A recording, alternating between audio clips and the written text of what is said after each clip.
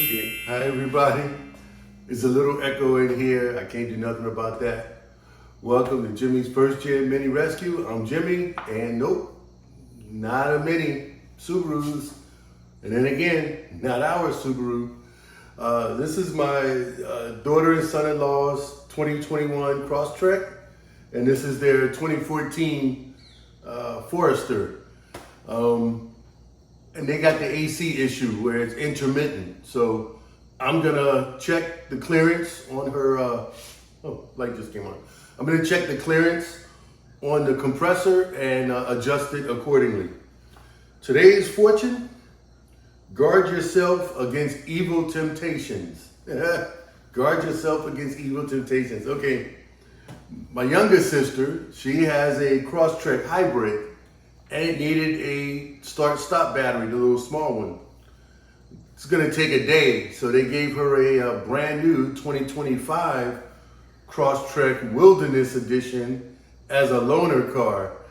And she called me up saying, should she buy it and just trade in her? I said, no, those evil temptations, just wait. I think she's gonna get a new Forester instead. Anyway, but yeah, she's tempted by the brand new Crosstrek that they gave her as a loaner vehicle. And it was her favorite color too. Anyway, so like I said, on this 2014 Forester, our daughter said she was getting the same symptoms we were getting, where the air conditioner would work until it gets super hot, and then it would kind of stop working. Then it would go back once it got cooler again, or when you shut the car off and then start it back up after maybe going to a store or something. So I'm gonna check the clearance on her clutch plate of the compressor and see if it's the same with ours, where I had to remove one of the spacer shims to get the clutch back in spec. And the spec is a minimum of 3 millimeter, maximum of 6 millimeter. So let me pop the hood and get going. Okay, to give you guys better view, I'm gonna go ahead and take this cover off. However, it's not necessary because you can get to the bolt there, but just so you guys can see better, I'll go ahead and take this off.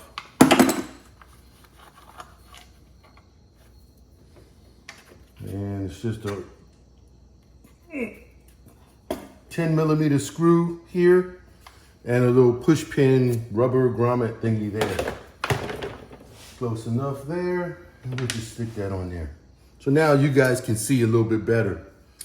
All right, first thing I'm gonna do, and I can see the gap in here. It's in between this outer plate and that first plate where the belt runs. That is way over 8 millimeters. So let's find my biggest one. My biggest gauge, feeler gauge, is 8 millimeter. And it doesn't quite, oh yeah, it fits in the 8. 8 fits in there and it shouldn't. So we gotta at least remove 2. But I'm gonna start with an 8 millimeter.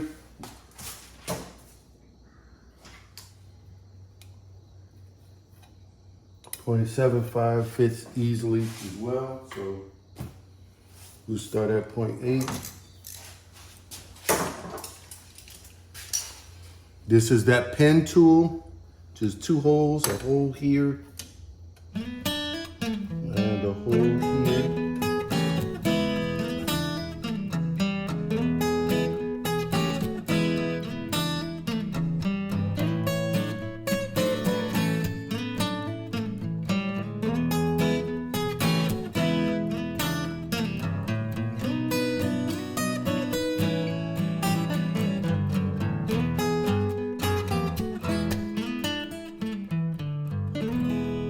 Okay, we already had one shim come out. Here in my hand. We'll put that on the side. I stick my magnet close, and then I try to work out the other shims.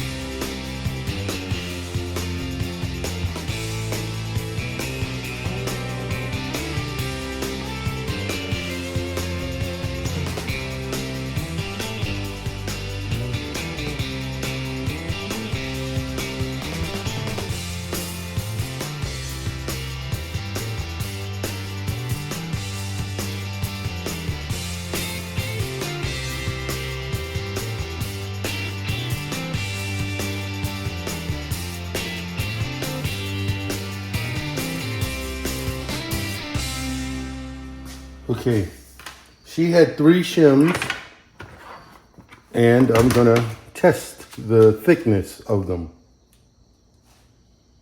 Zero my gauge. Shim number 1, 1.04.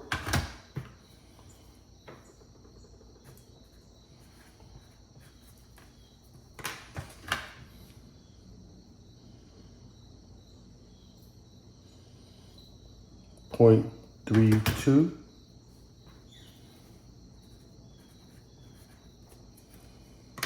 And this one is the smallest.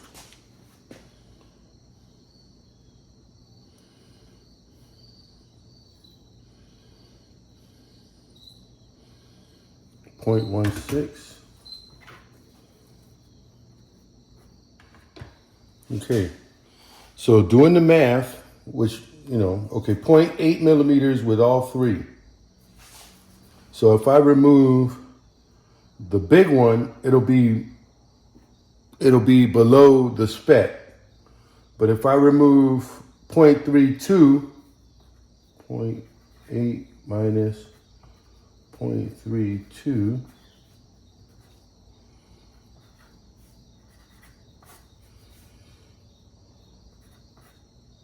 it'll be 0.48 if I just remove this one. It's 0.48. And then if I add also the 16,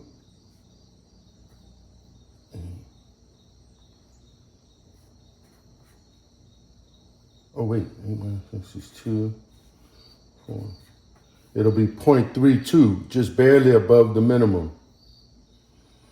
So what I will do is remove this one and then save that for the next time. So I'll put these 2 back.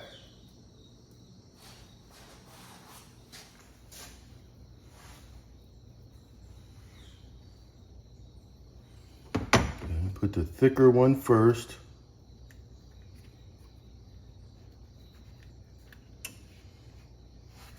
And then the thinner one.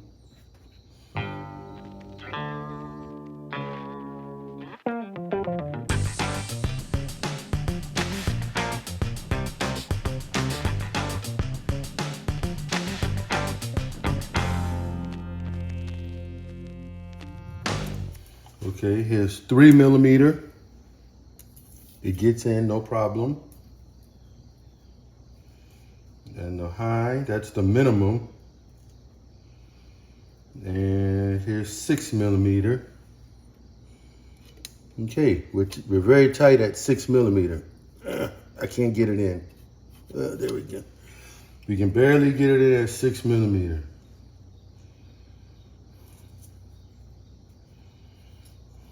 Let's see what 5.5 looks like.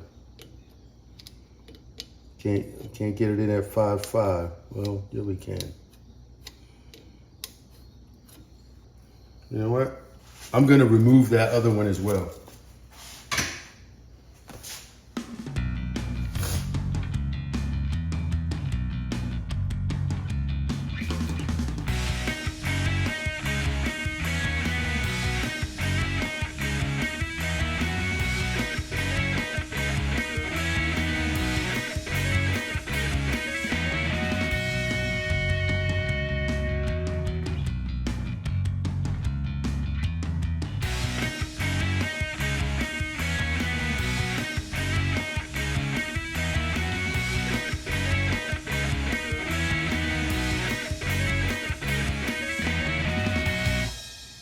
Okay, we got a 3 millimeter.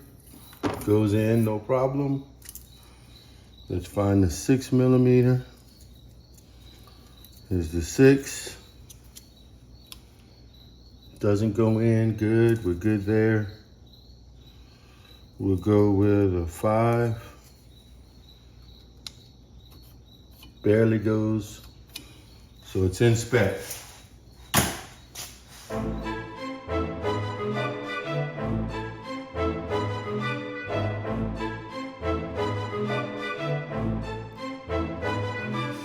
Okay, that's it. Only time will tell if that solves her problem like ours with the AC.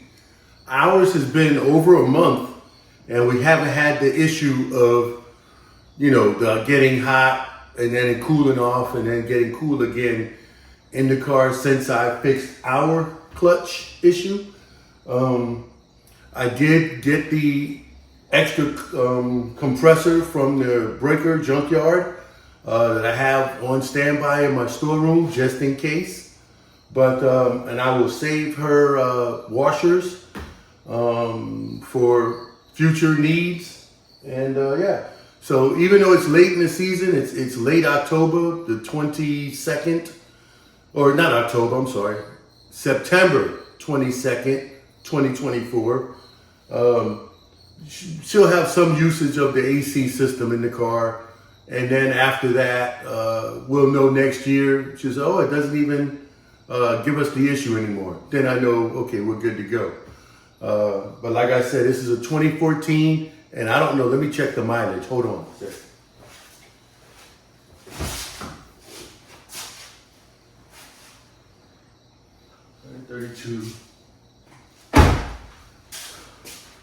Okay, her car has 132,436 miles on it.